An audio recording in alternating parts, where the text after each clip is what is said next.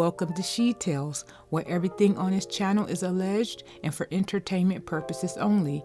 Hey, if this is your first time coming across my videos, please remember to like, share, and subscribe, and enjoy the video.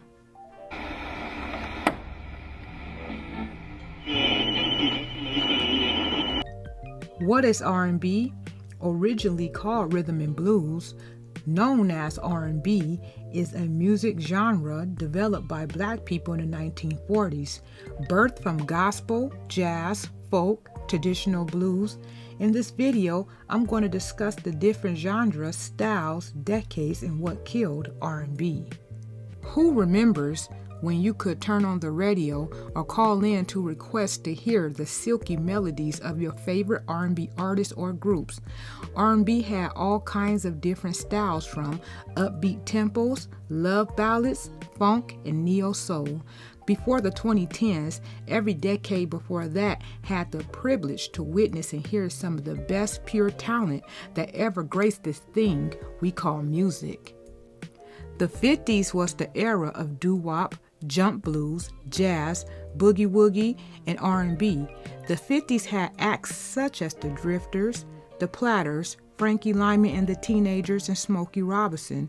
As the 60s came in, doo-wop was dying, and up-tempo songs like Baby Love, Chain of Fools, Fool in Love, and My Girl was the hot sounds of R&B. Groups like the Temps, the Supremes, Aretha Franklin, and James Brown was the new sounds of R&B.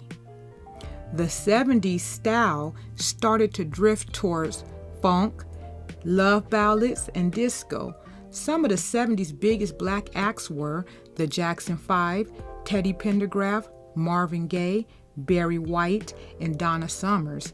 The 70s also was a time where artists like Marvin Gaye and James Brown would use their music to make political statements. The 1980s sound was more of guitars and drum machines. The 1980s had R&B acts and artists that would go on to take the world by storm, such as Michael Jackson, Janet Jackson, Whitney Houston, Prince, Tina Marie, and Alexander O'Neal. Through the late 80s to mid-90s, the sound of New Jack Swing was becoming popular, a sound invented by Teddy Riley. In the 1990s, that was my favorite era of R&B. It was artists that was born into the 90s like Mariah Carey, Mary J. Blige, R. Kelly, Shantae Moore, Jodeci, and countless others.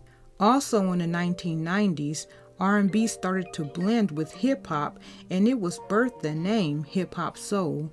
To name a couple of hip-hop soul tracks, Method Man and Mary J. Blige, You're All I Need, and Michelle A. and Dr. Dre, Nicety. 90s hip-hop and R&B not only influenced music, it also influenced how we dressed, how we wore our hair, and how we talked. It was the era of music videos. Young adults and teenagers would tune in to watch music videos on BET. Video Soul played all the latest hip-hop and R&B songs. R&B was a huge part of the 1990s pop culture. R&B was a billion-dollar business. That's because labels used to actually sign pure talent. 90% of artists you heard on the radio back then had raw talent. Even acts that didn't chart had great voices. Back then, it wasn't your voice that stopped you from charting. It actually was the song selections, writing, or lack of promotion that kept an artist from making the charts. When the 2000s hit, R&B was going towards the direction of pop. R&B pop sounds was A. Marie, This One Thing, Usher, Yeah, and Ashanti, Happy. The sounds was R&B vocals with pop beats. Pop is usually upbeat music with bubblegum lyrics. These artists usually sing R&B music but crossed into pop. That's why you can still hear their R&B roots when you listen to these songs. Right before the 2010s, Beyonce went solo and took over the game. She was young, beautiful, an entertainer, and could hold a note.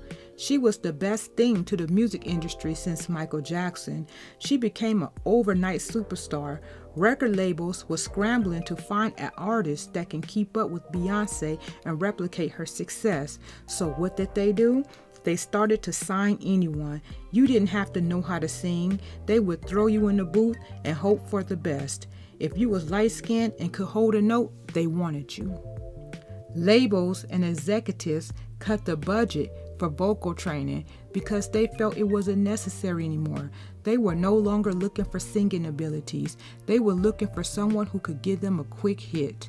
Tough for the music industry, and I'm an artist that tours, I'm an artist that makes albums. That's it. People don't make albums anymore. They don't make albums. They just try to sell a bunch of little quick singles, and they burn out and they put out a new one, and they burn out and they put out a new one. People don't even listen to a body of work anymore. Before the 2010s, artists that were singers had some type of musical background, like singing in churches or schools. They had natural God-given talent, and the labels would provide vocal coaches if needed. Today, all you need is a big booty and fair skin. The real R&B, jazz, and neo-soul singers are no longer needed. Major radio stations stopped playing R&B music, and if they did play any so-called R&B, it was the same for artists like Beyonce, Rihanna, Chris Brown, and Omarion, which I consider all of them pop.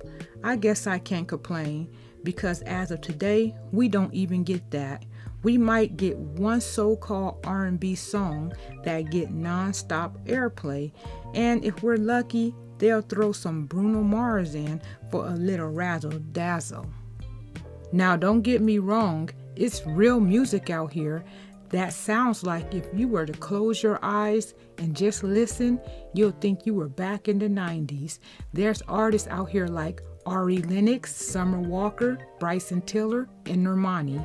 People know these artists, but they don't get the push in a promo they need from the record labels to take them to the next level because they are not what the industry would call marketable.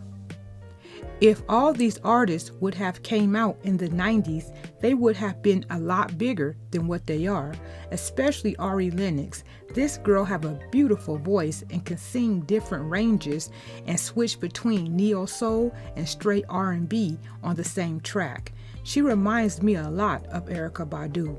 Ari was always snubbed at these award shows like the Billboard Music Awards. She lost to Doja Cat in the Best R&B category. Doja Cat don't even sing R&B. She also got snubbed at the BET Soul Train Award and lost to Lizzo, Chris Brown, and Drake. How did this even happen? She should not have been in the same category of any of them. And plus, none of these other artists showed up to any of these award shows, and Ari was the only one to show up and still didn't win. Normani can't get a break despite her abilities to outperform most female entertainers out currently.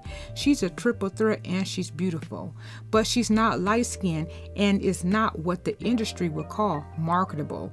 Plus, her own team won't promote her music or release any of it. The girl have all this talent that the industry is holding back on because they want to keep it to what they think sells. With rap taking over the music business, there's little to no room for artists who can actually sing to make it. If a female wants to make it in the industry, she has to be a rapper or pop star and have a large booty and light skin.